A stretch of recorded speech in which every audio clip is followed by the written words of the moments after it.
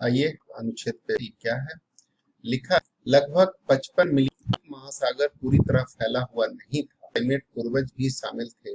Asia से Europe होते हुए उत्तरी अमेरिका तक और पूरे ग्रीनलैंड में चलकर जा सकते थे। पृथ्वी आज की अपेक्षा अधिक उष्ण थी, किंतु जैसे जैसे पूरा नूतन युग समाप्त हुआ, आदि नूतन युग प्रारंभ होने लगा और यह और अधिक बल्कि तेजी से और आमूल रूप से उष्ण होने वाली थी। अति विशाल रूप से भूवैज्ञानिकतः अकस्मात निर्मुक्त होना, पूरा नूतन आदि नूतन उष्मीय महत्तम पैलियोसीन इओसीन थर्मल मैक्सिमम या पीईटीएम कही जाने वाली इस अवधि के दौरान वायुमंडल में उतना कार्बन अंतःक्षिप्त हुआ जितना आज मनुष्य द्वारा पृथ्वी के कोयले, तेल और प्राकृतिक गैस के सारे भंडारों को जला देने पर अंतःक्षिप्त होता। पीईटीएम लगभग 1,50,000 वर्षों तक बनी रही, जब तक कार्बन की अतिशय मात्रा पुनः अवशोषित नहीं हो गई। इससे सूखा, बाढ़, कीट प्लेग, कतिपय विलोपन हुए। पृथ्वी पर जीवन का अस्तित्व बना रहे। वास्तव में यह फला फूला और इसमें घोर भिन्नता आ गई।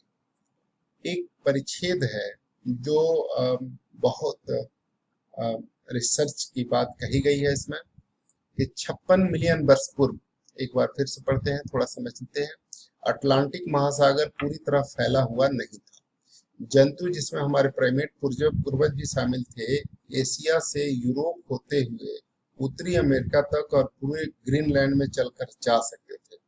पृथ्वी आज की अपेक्षा अधिक उष्ण थी, किंतु जैसे जैसे पूरा नूतन युग समाप्त हुआ, आदि नूतन युग प्रारंभ होने लगा और यह और अधिक बल्कि तेजी से आमूल रूप से उष्ण होने वाली थी, गर्म होने वाली थी। कारण था कार्बन का अति विशाल रूप से भूवैज्ञानिकतः अकस्मात निर्मुक्त होना, यानी जो जमीन से है वो कार्बन जो है बहुत बड़ी मात्रा में रिलीज हो गया, निर्मुक्त हो गया, जिससे बहुत ज्यादा टेम्परेचर हुआ। उष्मीय महातम इस बहुत सारे ये पीरियड बहुत लंबे समय तक चला रहा और लगभग 1,50,000 वर्षों तक बनी रही। तेल, यह इतना ज्यादा टेम्परेचर था, इतना ज्यादा था कि आज अगर पृथ्वी पे जितने भी कोयले, तेल और प्राकृतिक गैस के भंडार हैं, उन सबको जला देने के बाद भी शायद इतनी गर्मी अब पैदा ना हो जितना कि उस समय हुआ, और ये लगभग 1,50,000 वर्षों तक बनी रही, ऐसा कहा जा रहा है। फिर कुछ कार्बन की अतिशय मात्रा जो बहुत ज्यादा थी वो अवशोषित नहीं हो गई। अवशोषित हुई इसका मतलब तब जाकर धीरे धीरे ठंडा होने लग गया और इससे सूखा, बाढ़, कीट प्लेग आदि कतिपय विलोपन हुए। कई सारी चीज जो है, कीट और प्लेग जो है वो इसमें गायब हो गए।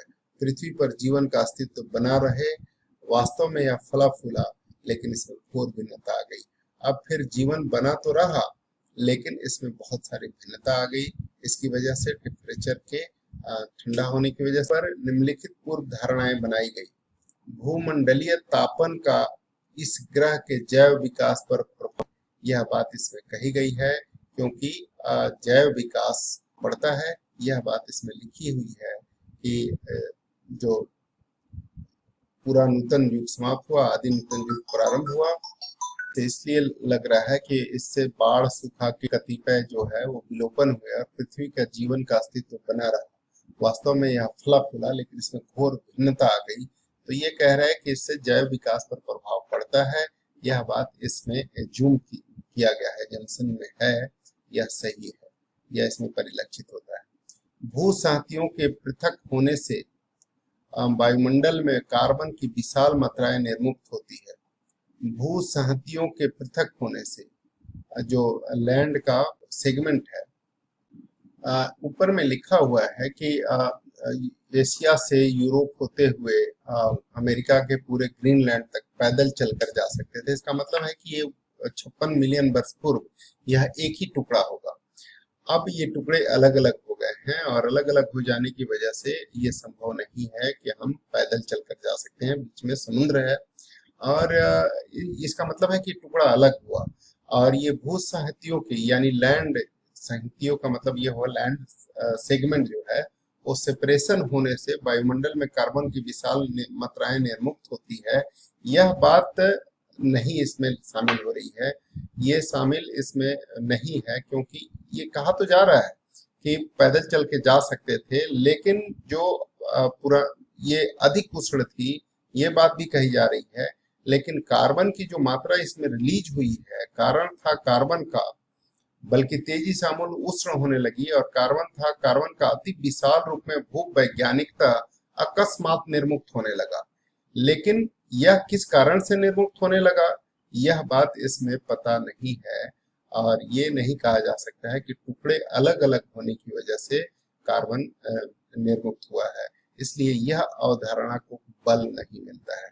तो सेकंड जो है, यह विशाल मात्राएं निर्मुक्त होती है, उसी की वजह से हुई थी, यह इसमें परिलक्षित नहीं होता। पृथ्वी के वायुमंडल का तापन बढ़ने से इसके वनस्पति जात और प्राणी जात की संरचना में परिवर्तन हो सकता है। बिल्कुल इस बात की अवधारणा इसमें दी गई है कि मनुष्य द्वारा पृथ्वी, और ये लिखा है कि कार्बन की अतिशय मात्रा, इसे सूखा पड़, पृथ्वी पर जीवन का अस्तित्व बना रहा, लेकिन इसमें घोर भिन्नता आ गई, तो परिवर्तन तो संरचना में हुई होगी निश्चित रूप से। तो ये जो है इंक्लूसिव स्टेटमेंट है, ये दोनों इंक्लूसिव स्टेटमेंट है, और ये दोनों एजम्पशंस को परिलक्षित करता है। वास्तव वर्तमान मानवकृत भूमंडलीय तापन से अंततः ठीक वैसी ही स्थितियां हो जाएगी जैसे 56 मिलियन वर्ष पहले हुई थी। 56 मिलियन वर्ष पहले किन कारणों से हुई थी, इतना टेम्परेचर हुआ था, ये कहना असंभव है। उस समय तो कोई बात क्या थी, कारण स्पष्ट रूप से परिलक्षित नहीं है।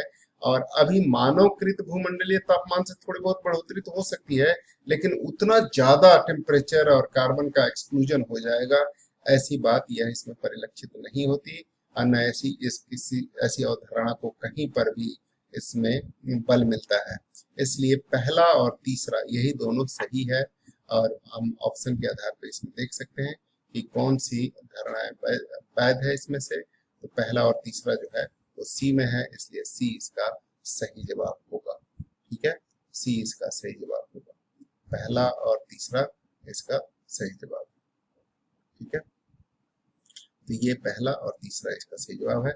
उम्मीद है आपको समझ आ गया होगा, और इस प्रश्न का यही उत्तर होगा। Thank you very much for watching this. आप इसी तरह से अपना सहयोग चैनल को सब्सक्राइब करें, और बाकी लोगों को भी आगे फॉरवर्ड करें जो आपके दोस्त मित्र हैं। और ये सब समझने के लिए आपको थोड़ा सा बुद्धि और धैर्य दोनों चाहिए। कुछ वर्ड्स हैं जिसको आपको शामिल नहीं करना है आंसर में, इस बात की ऑलरेडी चर्चा की जा चुकी है। Thank you, God bless.